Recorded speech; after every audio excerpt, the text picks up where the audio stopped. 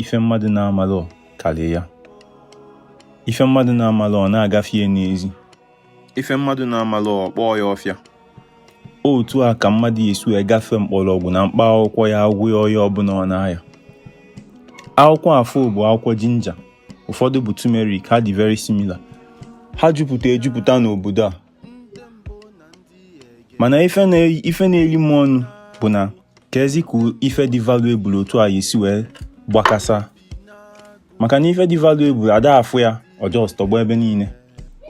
Mana maka mmadụ amalụ. Ya ife mmadụ amalụ ọkarị ya. Ka anyị gọba mmụọ anyị Igbo. Ka anyị nataba anyị, ka anyị maa ezigbo ife dị n'anya anyị. Ka anyị jiri wee mere onwe anyị ife. Wee mepụta ezigbo ife.